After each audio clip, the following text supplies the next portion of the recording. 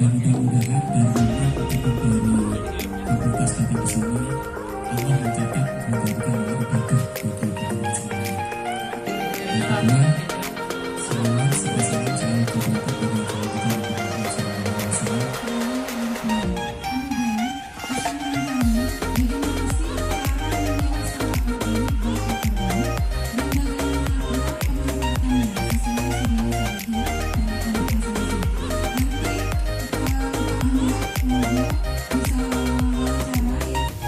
Jadi selesai KKN kan di program kan ada program KKN Back to Village. Jadi semua mahasiswa yang ada di desa itu terjun langsung KKN di desa sendiri-sendiri. Jadi saya pilih KKN di Bumdes selama 3 bulan. Selesai 3 bulan saya ditawarin oleh direktur Bumdes dan bagaimana mengelola sampah-sampah ini menjadi nilai jual atau entah dari dibuat untuk kerajinan atau dibuat yang lain. Kalau kita sendiri itu kan kita di bawah sampah itu ada subunit.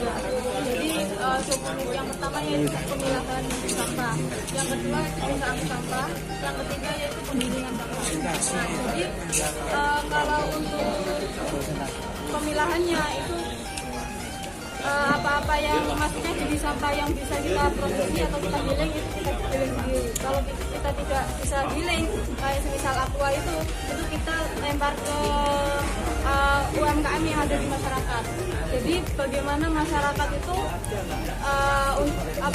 dari Bumdes itu bisa bermanfaat untuk masyarakat. Contohnya kalau kita punya kapasitas aqua yang banyak, nah itu kita bisa kerjasama sama pembuatan kerajinan handmade yang bersih.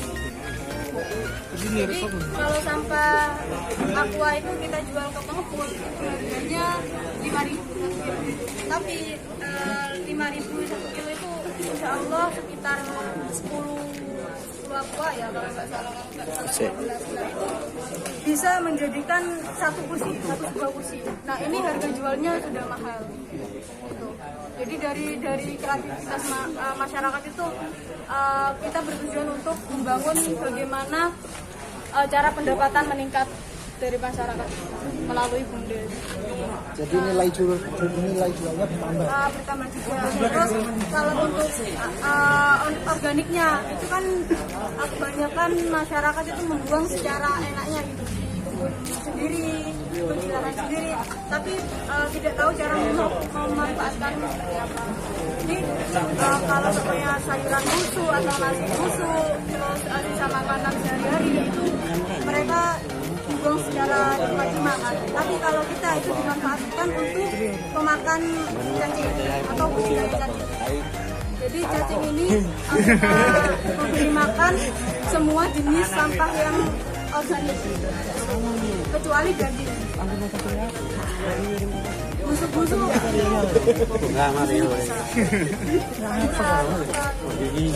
Emang benar sih Mbak, kalau tentang kesadaran masyarakat masih kurang memang. Terus dari Bumdes sendiri kira-kira ada nggak sosialisasi ke masyarakat, ke warga tentang agar nggak sembarangan buang sampah? Kita itu sering sosialisasi kepada masyarakat. Kenapa kita membuat bank sampah per dusun, yaitu agar masyarakat yang ada di dusun itu ada koordinasi tentang bagaimana edukasi masyarakat, edukasi sampah. Dan kita melalui lomba. Kemarin ada lomba solek kampung, yaitu lomba bagaimana dusun itu bersih-bersihan gitu.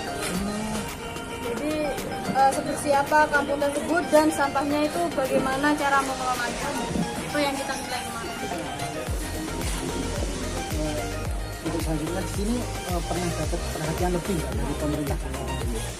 Kalau untuk itu kita masih mencoba menunjukkan.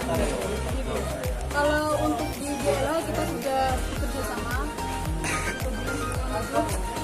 dan kita juga kerjasama sama Bank Sampah se-Kabupaten Jember.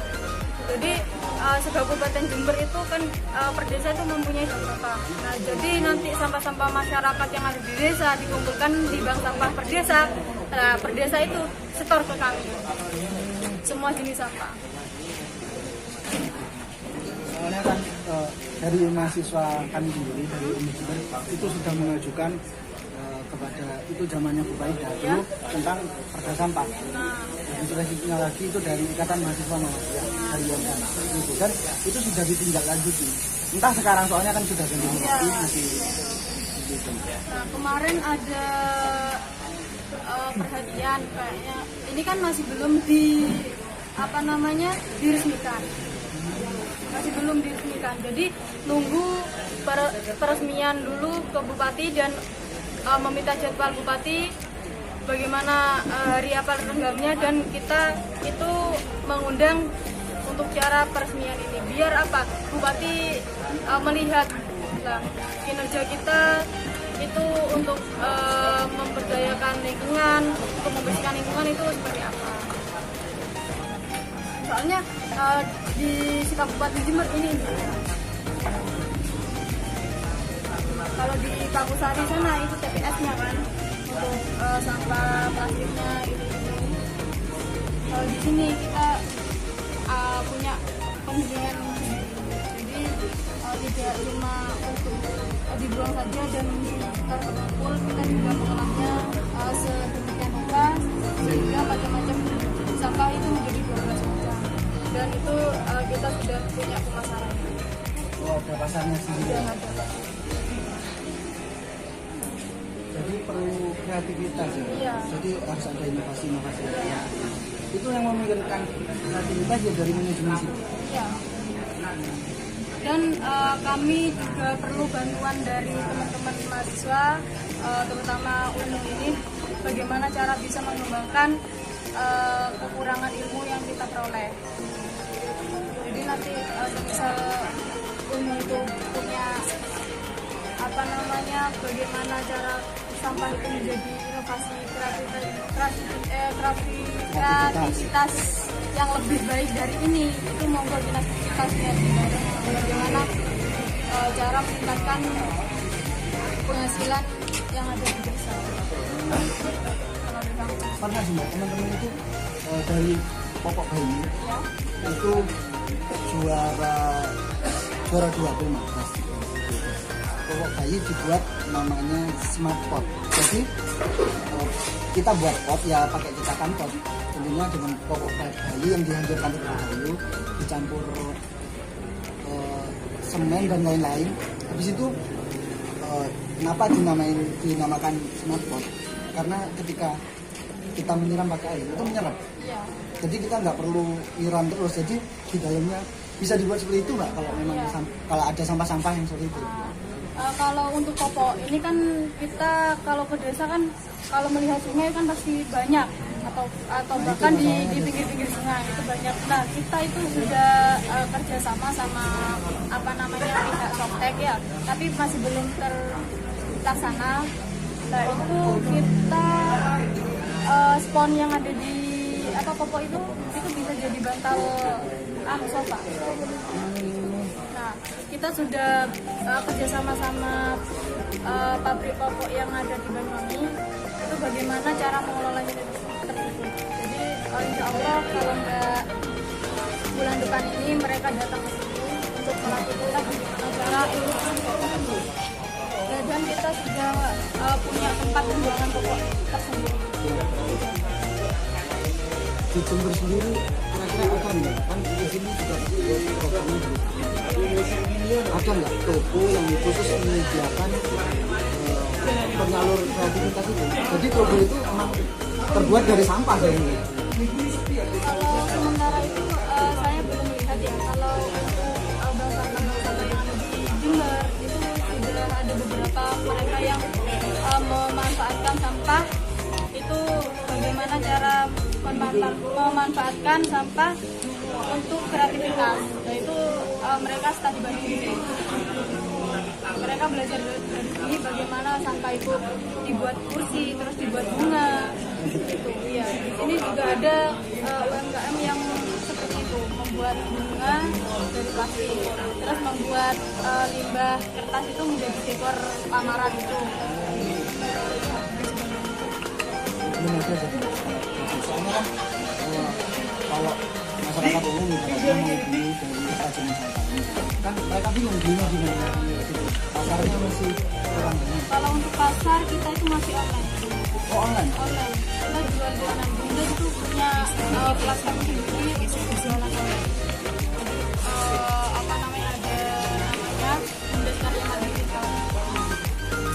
Di sana ada berbagai macam limbah kayu, dijadikan untuk pandel, dijadikan untuk akar, itu dijadikan dan kami harap mahasiswa itu kayak tadi itu membuat toko dari untuk menjadi pot itu kan tekniknya ketika kami kan masih belum tahu berapa tingkat perbandingan antara popok dan bahan-bahan lainnya. Mungkin dari ilmu tersebut insya Allah kita terapkan dan kita melalui kerjasama bagaimana cara memanfaatkan popok kita menjadi pot itu. Makanya itu Mbak, kami pernah juga kan yang tadi tentang pengusulan perda sampah Ya. dari itu kan dari Ikatan Mahasiswa Muhammadiyah itu sudah dapat terima tapi masih ditindaklanjuti dan sekarang sampai ganti bupati kurang tahu juga kebijakannya gimana bupati sekarang karena itu ketika kan sulit kan kalau seperti ini mau masuk ke pemerintahan sangat sulit makanya kita mahasiswa ini punya inisiatif bagaimana sampah ini ada perdanya dan tidak sembarangan buang sampah. Memang perlu sih kalau sinergi. Tapi kesulitan untuk sampah itu kita sosialisasi dari masyarakat itu ya. Soalnya apa kita berulang kali edukasi masyarakat tapi tetap aja masyarakat buang seenaknya sendiri di lingkungan. Nah, juga kita sudah membuatkan lahan persawahan itu untuk membuang popok bayi atau kresek-kresek itu kita sudah menyediakan. Nah, bagaimana masyarakat itu mengetahui itu kita sudah edukasi dan kita tunggu bagaimana pengetahuan itu diserap oleh masyarakat, diketahui oleh masyarakat bagaimana sampah itu kalau ditimbun terus di sungai itu akan menyebabkan dan pencemaran lingkungan. Kalau semuanya kan kita tahu sendiri plastik itu tidak dapat terurai oleh tanah itu. Nah kalau seperti itu kita itu konsumsi sampah rumah tangga plastik itu berhari-hari. Setiap hari kita itu tidak luput dari sampah. Nah tapi tidak ada yang menangani. Nah itu bagaimana lingkungan itu bisa tanah-tanah bisa subur dari itu. Nah bagaimana cara kita untuk edukasi sampah itu? Bagaimana kita melirik sampah itu biar tidak menambahkan Bapak langsung saya ya. Jadi setelah pertemuan dengan Bapak Kepala Dinas Kebersihan dan Mandi di Jember dan jajarannya para Bapak-Bapak Kadif, kami sekarang dari pihak ya baik LSM atau Dinas Lingkungan kampus sama-sama mendorong pemerintah dan legislatif untuk segera menerbitkan perda.